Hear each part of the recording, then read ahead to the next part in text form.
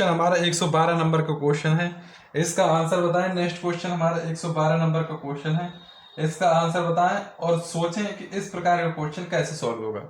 तो इस प्रकार के क्वेश्चन को हम कैसे सॉल्व करते हैं, इसका आइडिया कुछ बताएं और दिमाग में क्या आपके चल रहा है, तो सोचें इस प्रकार के क्वेश्चन कैसे करते हैं। तो एग्जाम में बहुत से बच्चे इस प्रकार के क्वेश्चन को स्किप करके आ जाते हैं, इस प्रकार के क्वेश्चन को स्किप करके आ जाते हैं, लेकिन हमें बिल्कुल भी स्किप नहीं करते हैं। इस प्रकार के क्वेश्चन काफ़ी इजी होते हैं, काफ़ी इजी क्वेश्चन होते हैं, तो हम करते हैं। चलो इस प्रकार का क्वेश्चन, तो देखिए इस प्रकार का क्वेश्चन। सबसे पहले तो आप क्वेश्चन नोट करें अपनी कॉपी में। तो क्वेश्चन नोट कराते हैं हम, चलो अपनी कॉपी में नोट कराते हैं। 112 नंबर का क्वेश्चन नोट डाउन करें। 112 और 113 नंबर दोनों को क्वेश्चन नोट डाउन करें। 112 नंबर का क्वेश्चन नोट डाउन करें और देखिए अब इसका सॉल्यूशन। तो ये हमारा क्या है, ये हमारा है 7 + 2√10। ठीक है, हम इस क्वेश्चन को क्या कह रहा है, का वर्गमूल है, का वर्गमूल है, वर्गमूल ज्ञात करने को पूछ रहा है। इस क्वेश्चन का वर्गमूल ज्ञात करने को पूछ रहा है, वर्गमूल। ठीक है, तो हम वर्गमूल भी निकाल लेंगे। तो हम इस क्वेश्चन को हम इस प्रकार लिख सकते हैं, इस क्वेश्चन को हम लिख सकते हैं 7 को हम तोड़ के इस प्रकार लिख सकते हैं। बताइए आप कि 5 + 2 लिख सकते हैं 7 को, प्लस का 2√10, इसको हम इस प्रकार लिख सकते हैं। ठीक है, जब लिख सकते हैं तो आगे बढ़िए। अब हम इसमें और थोड़ी मॉडिफाई करेंगे और हम इसको इस प्रकार लिख सकते हैं, √5 का स्क्वायर लिख सकते हैं। क्यों? क्योंकि स्क्वायर से रूट कट जाएगा, स्क्वायर से हमारा रूट खत्म हो जाएगा तो 5 ही आ जाएंगे। प्लस हम इसको लिख सकते हैं √2 का स्क्वायर, स्क्वायर से रूट हट जाएगा, लिख लेंगे +2। अब हम इसको भी ऐसे तोड़ के लिख लेंगे, √5 × √2 लिख सकते हैं इस प्रकार, क्योंकि 5 दूनी 10 अंदर ही आ जाएगा। अब देखिए, अब हमारा ये फॉर्मूला बन गया है। अब हमारा जो फॉर्मूला बन गया है वो हमारा यहाँ पर क्या फॉर्मूला बनना है, देखिए यहाँ पर जो फॉर्मूला बनना है a² प्लस का b² प्लस का 2ab, अर्थात ये काय का फॉर्मूला बनना है, ये a + b का होल स्क्वायर का फॉर्मूला बनना है। ये a + b का होल स्क्वायर का जब फॉर्मूला बनना है तो बस सिंपल कर दीजिए क्वेश्चन, आ गया आंसर आपका। तो हम इस पर लिखेंगे √5 प्लस का √2 का होल स्क्वायर, और ऊपर क्या चल रहा है हमारा, ऊपर चल रहा है हमारा अंडर रूट, स्क्वायर से हमारा अंडर रूट खत्म। हमारा जो आंसर आया वो √5 + √2, जो कि ए ऑप्शन में दे रखा था। तो यही आंसर है। कैसा लगा ये क्वेश्चन जरूर बताएं, कैसा लगा ये क्वेश्चन हमें जरूर बताएं। इस टाइप का क्वेश्चन आपको कैसा लगा जरूर बताएं। नेक्स्ट क्वेश्चन भी हमारा कुछ इसी प्रकार इसी बेस पर है, तो चलिए करते हैं हम एक क्वेश्चन और करते हैं हम इसी बेस पर। तो नेक्स्ट जो क्वेश्चन है हमारा वो है 8 + 2 √15 का वर्गमूल है, का वर्गमूल है। फिर सेम क्वेश्चन इसी प्रकार पे आ गया, तो हम सेम इसी टाइप पे ये क्वेश्चन करेंगे। हम इसका अंडर रूट निकाल देंगे, तो 8 + 2 √15।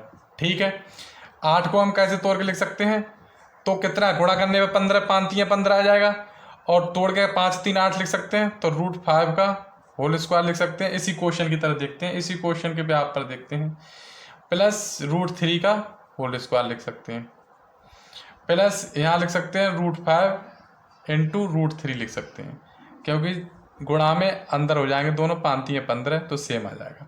तो ये फिर हमारा यही फॉर्मूला बनना है, a + b² + b²। तो हम लिखेंगे √5 + √3 का होल स्क्वायर, अंडर रूट चल रहा है ऊपर हमारा, स्क्वायर से अंडर रूट खत्म हो गया। हमारा जो आंसर आया वो √5 प्लस का √3, जो कि ऑप्शन, जो कि किस ऑप्शन में है इस प्रकार का, बी ऑप्शन में हमारा ये आंसर है। तो ये हमारा क्वेश्चन कैसा लगा हमें ज़रूर बताएं। इस टाइप का क्वेश्चन आपको कैसा लगा जरूर बताएं। नेक्स्ट जो क्वेश्चन है हमारा वो है हमारा 114 नंबर का क्वेश्चन, और 114 नंबर का क्वेश्चन ये रिपीट क्वेश्चन है, ये पीछे क्वेश्चन करा चुके हैं, फिर भी हमने कहा था हम एक भी क्वेश्चन स्किप नहीं करेंगे, हम अपना एक भी क्वेश्चन स्किप नहीं करेंगे, हम अपना एक भी क्वेश्चन स्किप नहीं करेंगे। तो हम 114 क्लास करा दिए, रिपीट क्वेश्चन आ चुके हैं, इस क्वेश्चन हमने अलग क्लास भी बनाई थी। तो देखिए चलो फिर क्वेश्चन हमारा क्या कहता है, कहता है एक वर्ग के विकर्ण की लंबाई 8 सेंटीमीटर है, इसकी प्रत्येक भुजा की लंबाई ज्ञात कीजिए। तो हमें मान दे रखा है, हमारे लिए जो दे रखा है, गिवन है जो हमारे लिए वो √2 का मान 1/4 ये हमारे लिए गिवन है 4/1। सही है, √2 का मान ये हमारे लिए गिवन है। जब ये हमारे लिए गिवन है, अब हम इसका मान निकाल।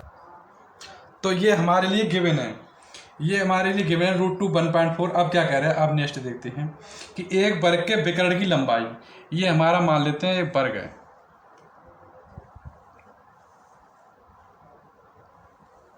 वर्ग क्या होता है, जिसकी चारों भुजाएं समान होती हैं, अर्थात ये भुजा भी समान होगी, ए भी समान होगी, और ए भी समान होगी, और ए भी समान होगी, वही तो विकर्ण होता है। अब कह रहा है इसके विकर्ण की जो लंबाई है, इसका जो विकर्ण है, इसकी जो लंबाई है वो है 8 सेंटीमीटर। 8 सेंटीमीटर है, तो इसकी प्रत्येक भुजा की लंबाई ज्ञात कीजिए। तो प्रत्येक भुजा की लंबाई ज्ञात कीजिए, ये कह रहा है इसमें कि इसके प्रत्येक भुजा की लंबाई। तो पाइथागोरस प्रमेय क्या कहती है, ये देखिए पाइथागोरस प्रमेय तो कहती है कर्ण का स्क्वायर बराबर पाइथागोरस प्रमेय से।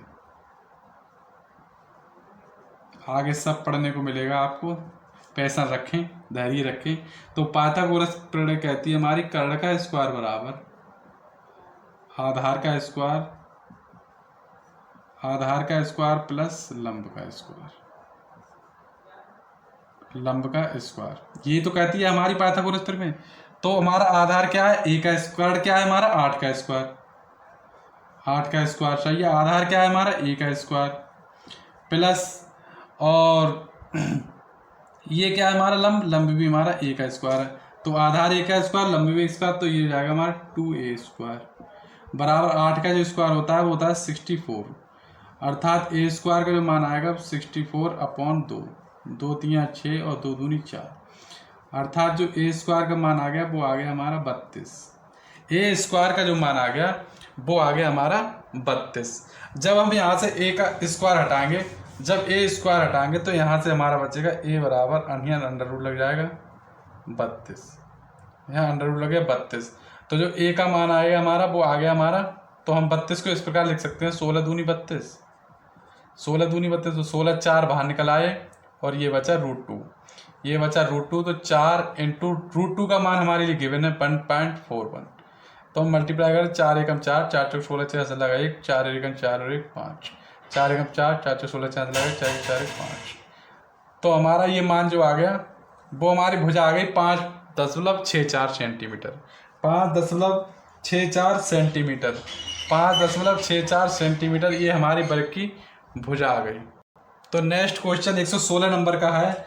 क्या कह रहा है क्वेश्चन आप नोट डाउन करें एक बार कॉपी में अपनी। 116 नंबर का क्वेश्चन नोट डाउन करें, बोर्ड पे भी आपको मिल जाएगा 116 नंबर क्वेश्चन। कुछ लड़कों में से प्रत्येक ने उतने पैसे दिए, कह रहा है कुछ लड़कों में से प्रत्येक ने उतने पैसे दिए जितने इन लड़कों की संख्या थी। तो कुछ लड़कों में से प्रत्येक ने उतने पैसे दिए जितने की इन लड़कों की संख्या थी। तो मान लिया हमने, माना लड़कों की संख्या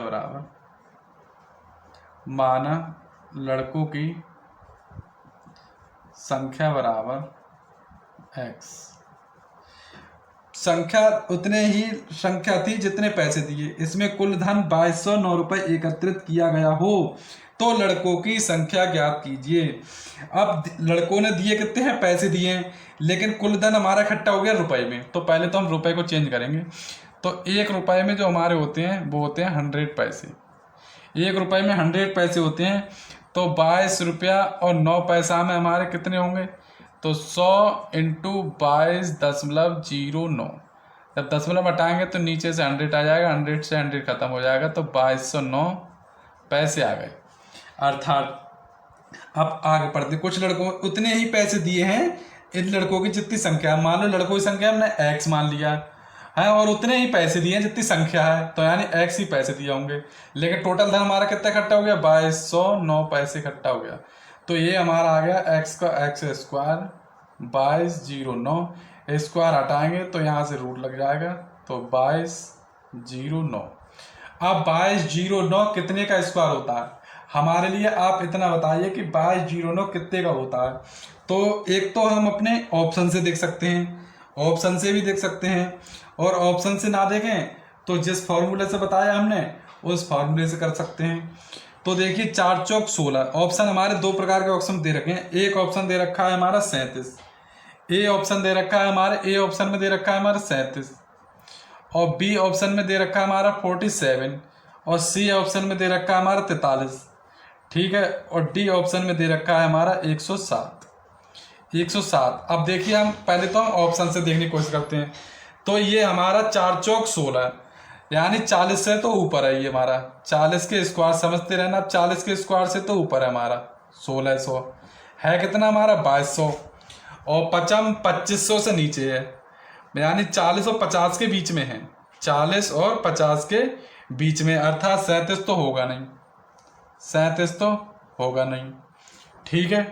अब देखते हैं 107 होगा नहीं, 107 बहुत हो गया। अब हमारे पास बचे दो ऑप्शन, अब हमारे पास दो ऑप्शन बचे, तो दो ऑप्शन से हम चेंज करके देख लेते हैं। तो हम 45 का देखते हैं पहले, तो 45 का देखते हैं, क्योंकि 45 का हम आसानी से निकाल सकते हैं। तो 5 का होता है हमारा 25, पचम 25, और 4 का एक अगला अंक होता है 5, तो 4 पंजे 20।